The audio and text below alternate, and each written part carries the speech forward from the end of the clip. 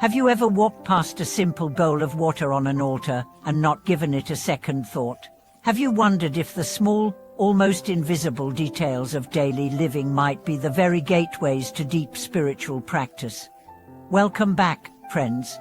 Today we are going to explore how the seemingly ordinary acts of offering pure water, ranging a Buddha statue, or simply pausing to notice them can open a living connection to the Dharma.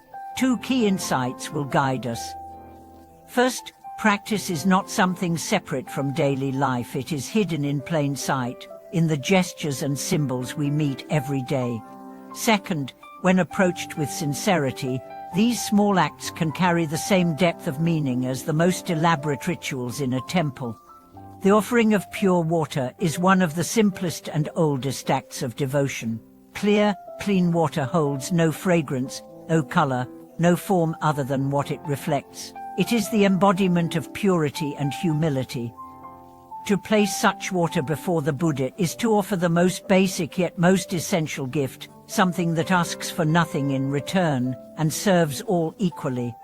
In many homes, this act is done quickly, perhaps out of habit, but when you slow down, the gesture changes. You fill the bowl with care, noticing the coolness of the water in your hand, the way it catches the light. You place it before the Buddha statue with a quiet bow, not as an obligation, but as an offering of your own heart. In that moment, you are not just giving water, you are giving your attention, your sincerity, your willingness to keep the space clear and alive. The Buddha statue itself is more than an object. It is a mirror. When you see it, you are reminded of the qualities it represents: wisdom, compassion, steadfastness. Its presence can shift the tone of a room. In times of restlessness, a glance at the statue can be enough to bring the breath back to its center. In times of sorrow, it can remind you that suffering is part of the path, and that the path is still open. Some practitioners keep their statues immaculate, dusting them regularly, adjusting their placement to catch the right light. This is not vanity, it is care. When you care for the image of the Buddha, you are also tending the image of the awakened mind within yourself. The act of cleaning becomes a meditation. Each sweep of the cloth is like brushing away the dust from your own awareness.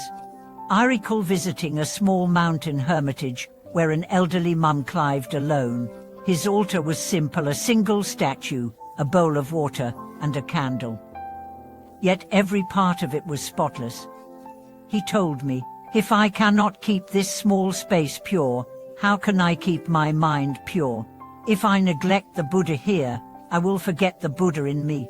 His words have stayed with me as a reminder that outer order supports inner order. These symbols, the water, the statue, can also serve as silent teachers. Pure water reflects whatever is before it without clinging, without judgment. The statue sits in stillness, unmoved by praise or blame. Each day they show us how to meet the world with clarity, with steadiness, with compassion.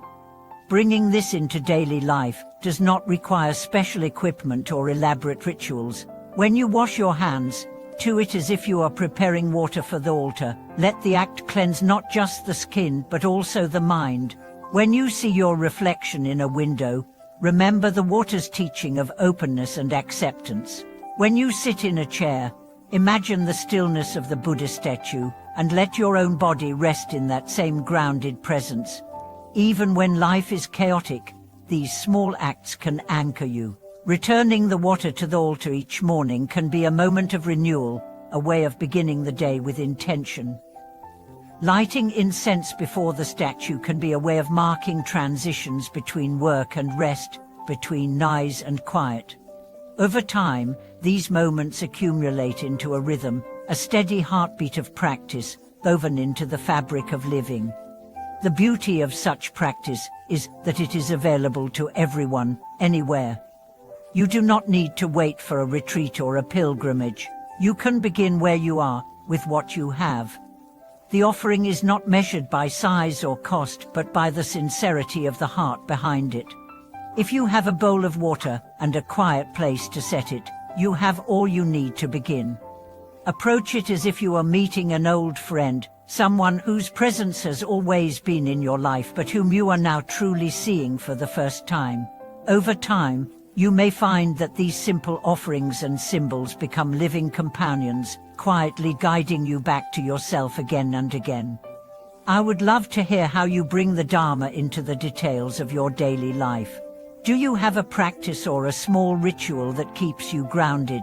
Share it in the comments so others can learn from your way. Subscribe to join us in exploring more of these hidden gateways. Like this video if it has opened your eyes to the beauty of the ordinary, and share it with someone who might need a gentle reminder that the path can be found right where they are.